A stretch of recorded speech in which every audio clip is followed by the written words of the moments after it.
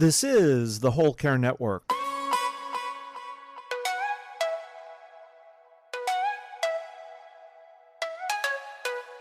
Helping you tell your story one podcast at a time. Content presented in the following podcast is for information purposes only. Views and opinions expressed in this podcast are solely those of the host and guest and may not represent the views and opinions of the Whole Care Network. Always consult with your physician for any medical advice, and always consult with your attorney for any legal advice. And thank you for listening to the Whole Care Network.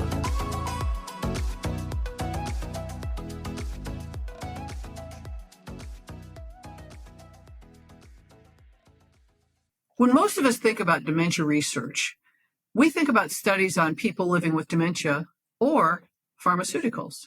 In this episode, Nancy and I are talking with Dr. Carolyn Clevenger of Emory Integrated Memory Care. We're talking about dementia caregiver-focused research and her current CAN-DO study. We're sharing 4 tips. Welcome. We're Sue Ryan and Nancy Treaster. This podcast brings our years of experience in a variety of family caregiving roles to prepare you to navigate your caregiving journey. We're sharing our personal experiences, not medical advice. And because it's our passion to support you on your journey, we believe no topic is off limits. Let's get started.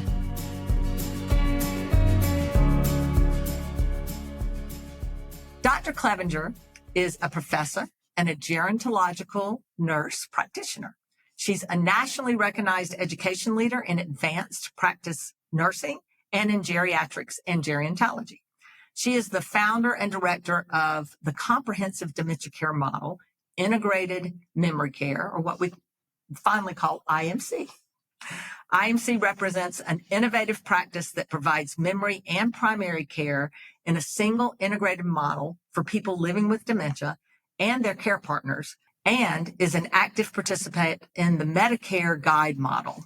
We'll talk a little bit more about that in a minute. In addition to talking to Carolyn today about her study and research in general around caregivers, we're also this month interviewing several other nurse scientists about their research on dementia caregivers in honor of Alzheimer's and Brain Awareness Month. So we look forward to learning more about multiple studies here. So Carolyn, tell us a little bit more about research in general. In the dementia space, there are sort of a couple of targets of research that are happening. And of course, there are still many active studies for people who have suspected or confirmed Alzheimer's disease, other forms of dementia, imaging, diagnostics, blood tests, medications, of course. But we also study the other half, honestly, of that care team, or the dyad, which is the family caregiver. And many of the studies are intervention-based. They might teach skills. They might teach communication strategies. They might just provide overall education to that family caregiver. Right. And that's what we do and can do. I think that's wonderful. It's so nice to know. I was really completely clueless that there was actual research going on around helping family caregivers. It's really very heartwarming. So let me tell you about the study we're currently recruiting for, which is CAN-DO. CAN-DO is an acronym like any good study should have. So that's Caregiver as Navigator, Developing Skills Online. And care navigation has been sort of a hot topic. And so the guide model that I know is coming up a little bit later, but that introduces the role formally of a dementia care navigator. That's a professional, often a nurse, a social worker, could be community health worker, but that's a specific skill set of a person on the care team who does this care navigation piece. And we know that a family caregiver will often be that person's partner in that journey. And so the CAN-DO study, and what we're studying is the CAN-DO course, I should say. The CAN-DO course hopes to prepare those families to be that partner in care navigation to the professional. Wonderful. Let's talk for just a second about what Guide is. We're going to we'll publish a podcast on July 1st where there's a big update coming to Guide, but it's a Medicare program, so it's U.S. specific. It's a Medicare program that really introduces the concept of Medicare paying and supporting for resources, not just to help the person living with dementia, but also to their primary caregiver. And so that's a big part of what makes it different from what you've been used to today. So more to come on July 1st on that. And one of the things that was really eye-opening for both Nancy and me as we started having more conversations with you is how many studies there are that focus specifically on the caregiver. Mm-hmm. And what we've all learned is a family caregiver who is educated and confident and knows what to do in their role, they're really the absolute best medicine for the care receiver. I love that. That leads us into tip 1, which is understanding levels of care early. So I think when people have that diagnosis of Alzheimer's disease and other dementia, or at least the realization that that's what they're facing, they would expect when they interact with the medical system that they'll have primary care. Maybe there's a specialist like a neurologist or a memory clinic or psychiatry who's part of the team. But there are so many other people who are in this field who are not necessarily what we would call part of the medical or healthcare system, but they're certainly involved in the care of this person. So that might be home care, which is different than home health care. Sometimes people go out of the home to something like a day program, or they opt for residential care communities, which can be everything from independent apartments that only service people who are 55 and older to assisted living, memory care, or what people used to call the nursing home, or might be more appropriately called skilled nursing facilities. So there are all of these different levels, and understanding what might be available to you, how it's paid. Each of these have different eligibility requirements. Some of them are going to be different by state. Some of the rules are federal. Most people really only understood back in the day. People know you've got an office practice. Sometimes you have to go to the hospital, and then there's the nursing home. Mm-hmm. And if you've never personally had a family member in skilled nursing or a nursing home, your familiarity with that comment or that title or name might be from Dorothy and Sophia and the Golden Girls, right? So, Sophia broke out of Shady Pines, which was the home. And I always assumed that was the nursing home. But if I think about Sophia now, at best, she maybe was eligible for assisted living, but probably independent. They were obviously doing some shenanigans, her and her friends. So knowing those different levels of care, and especially if you know them early, so maybe before your person's actually ready, the biggest mistake these professionals in the field will tell you is that people wait until there's a crisis or until when they really need memory care, but they want to get them in assisted living. Mm-hmm. And then there's a whole tension about what level is appropriate for that. Absolutely. Yeah. All right. Well, that's good education. And to be honest, understanding what all your options are and leveraging the ones that are appropriate for where you are in your caregiving journey is critical. It's important to know. All right. So one of the other things that we realize, and that I know in the Can Do course you're tackling, is how to stay ahead of financial challenges. So that's tip 2. Let's talk a little bit about what you've learned so far. Mm-hmm. When I think about telling families what are the very, very most important things they can put in place for someone's health care, finances is one of those pieces, because financial decisions today have big implications for later on in your dementia care journey. So much of your care needs will be self-pay, and so you want to make sure those resources are shored up. The other thing that we know, if you are caring for or supporting someone living with dementia, just to keep an eye on their finances. That doesn't necessarily mean putting your name on the account. That's actually something I learned as we worked with the experts as we built the Can Do course, because you then tie your assets to that person, and assets determine eligibility for various services. So you want to keep an eye on, you want to have access to the financials, even the day-to-day bill pay. This doesn't necessarily mean like the big ticket items like the retirement account or the pension. The thing that we think about in terms of dementia and finances is this. So when people think about dementia or concerns about it, they always talk to me about memory issues. Mm-hmm. Oh, I noticed this person has been more repetitive, or they forget things that happened recently. But memory is a later symptom after judgment is impaired. So when someone is having impairment in judgment or executive function, so either they are making decisions about their finances that are not in their best interest, they can't weigh sort of the pros and cons of a big decision like that or anticipate how those consequences will affect them later, or they just can't execute the management of the day-to-day bill pay. And if it's online bill pay, that complicates things sometimes even further for people who are not what we call digital natives.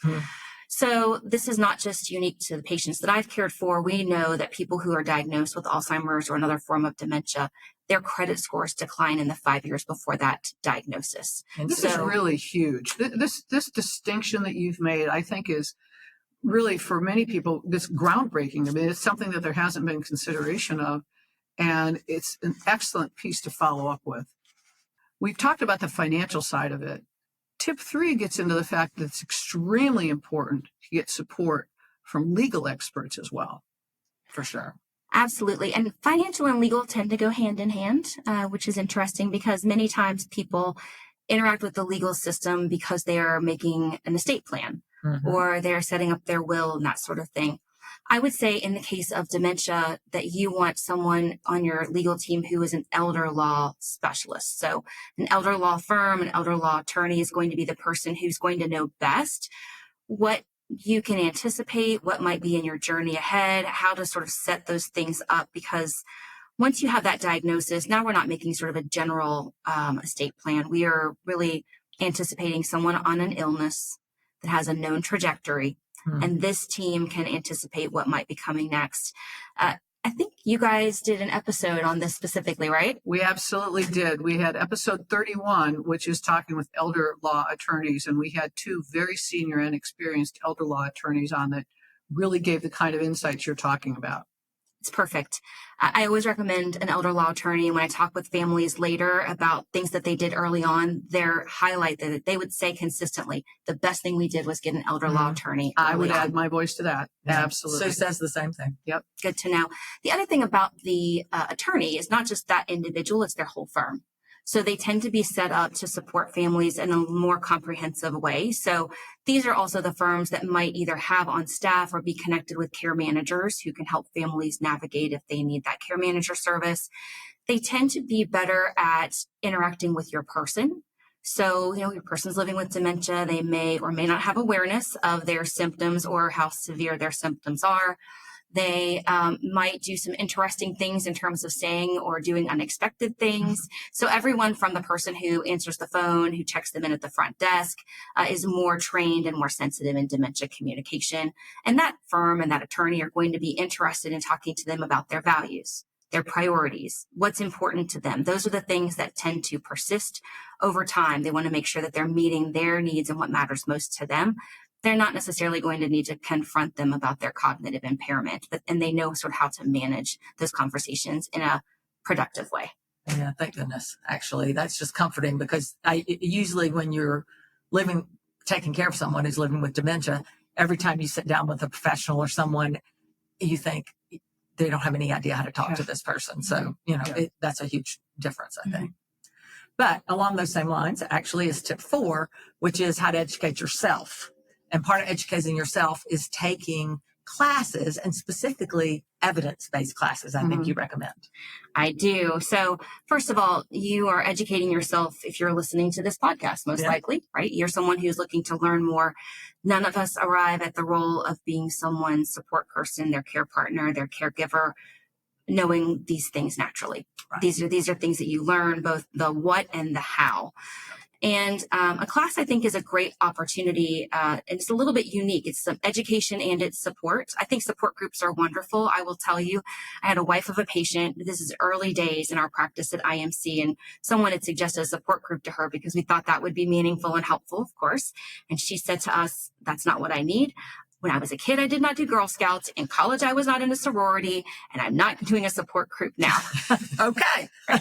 Well, alrighty then, we got that figured out. Right. But, class is like that good combination of education, and there is some support that often comes with it because you're taking it with a cohort of peers. Mm-hmm. And I've taken those, and I completely validated. I also validate support groups. Yeah.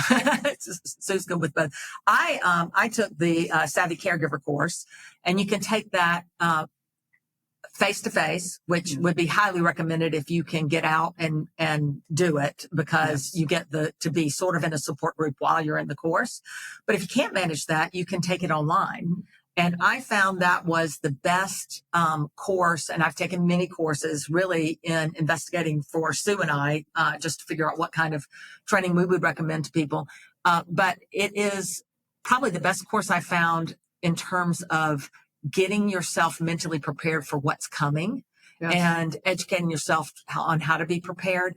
And it's an evidence-based course. So explain a little bit about what that means. Well, and before you do that, I'll just validate Nancy. When I took it, one of the things that was really the most impactful for me is it gave me answers to questions I didn't know to ask and I wasn't being exposed to with anything else I had looked at. Okay. So let's talk. I think evidence is key here. So, you're now, we're both evidence. So we're both evidence. Yeah. You are, but in research world, we would say we look at a whole population of folks and we compare the intervention to the placebo, right? So an evidence-based course is important, and Savvy Caregiver is a great example because it probably has the strongest evidence base of any of the caregiver education programs out there today.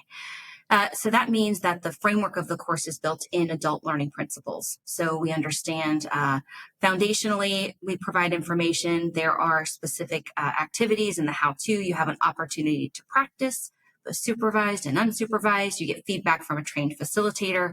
You probably get feedback from the other folks in that class as well, which is kind of helpful. And you hear about their experiences, and there's good evidence that says we learn well when hearing or seeing someone else also practice a skill because we observe it. So that means that the course then has been tested. It's been in a randomized clinical trial. It has been tested against people who did not get the class, and we measure things. So in the case of Savvy Caregiver, and Can Do as well, we measure things like burden, strain, depression, anxiety, so all of those sort of downsides of caregiving.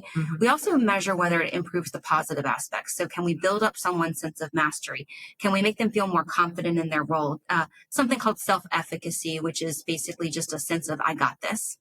I don't know what's coming at me today, but I feel confident that I can tackle it because I have these problem solving skills that I've learned in this class. That's huge. Yeah, that is huge. So one other note, because I'd like to hear more about Can Do. One other note is there is a website called Best Programs for Caregivers that is only 100% evidence-based programs. So you can go out there, just Google Best Programs for Caregivers. It's a combination of Benjamin Rose and the Family Care Alliance, and everything in there has been proven. Absolutely. Researched and proven. So that's awesome. All right, tell us more about Can Do. Sure. So Can Do, Caregiver as Navigator, developing skills online, trains family caregivers to navigate 4 systems. So navigation of healthcare, financial systems, legal systems, and family systems. Sometimes the family needs a little navigating too. Oh, indeed. It's an online course, so people can access it from anywhere, and it's self-paced. So you have sort of a course, a topic a day or so. We have 30 modules. They're about 10 or 15 minutes each. We expect that someone does that course 5 days a week. So you have 2 days to make up if you miss a few days. It's all fine. But over 6 weeks, you would complete this course. The course follows 3 families who are in a different type of dementia, different family structure, and different things happen in their lives each day. And so you follow along with these families when something is happening. So, for example, one day, a couple, one of the spouses who's living with frontotemporal dementia has decided to engage in a new business venture with someone he met at a bar. Oh, lovely. All right. Right. Yeah. So on that day, we talk about financial exploitation, what methods to put in place to prevent those and how to react and what your recourse is if your person has been the victim of a scam or financial exploitation. It is content on the website. You interact with the course as well. And there are videos from subject matter experts. So there are elder law attorneys. There are people who investigate crimes against vulnerable elders, estate planners, healthcare providers, of course, and then a couple of folks who specialize in family dynamics and family decision making. So how to navigate getting to a consensus when you disagree, for example. And so that's the course overall. This is a part of a study. So we want to know, does this improve all of those pieces like mastery and confidence? Does it reduce burden and strain? And so we enroll people in the study. To be eligible, you would need to live in the U.S., be caring primarily for someone living with dementia who is not in hospice, not in a skilled nursing facility or a nursing home. You don't have to live with them. We will meet with you several times over the course of the study. And every time we meet with you and do data collection, that's about an hour. People do receive an honorarium for their participation. So each time they do an interview, the honorarium is $40 for each session. I think the maximum a caregiver would get would be about $240 in honorarium. That's given as a gift card. And they would be part of the study over 8 months. So everybody gets the intervention. You might have to wait. but you will get it eventually. And then we will follow you for a while because we want to know, did it work and did it stick? And then that's awesome. And so we will have in the show notes a link to to how to participate in the study. And there's also a press release on our website that has a link to how to participate in the study as well. So if you're interested in participating, you do have to be intervied and such, right? You don't just automatically get in. No. So you actually can reach out to our team also at can-do at emory.edu. And we'll be glad to get you the pre-screener to check your eligibility if you're not sure. Wonderful. Carolyn, thank you so very much. On behalf of caregivers everywhere, thank you so much for them. I know how valuable this information is, and I appreciate what you and your team are doing for all of us in support of it. And thank you very much for investing your time with us today so we can be spreading the word even more for what you're doing. Well, thanks for having me. Yeah, I appreciate it. So let's summarize.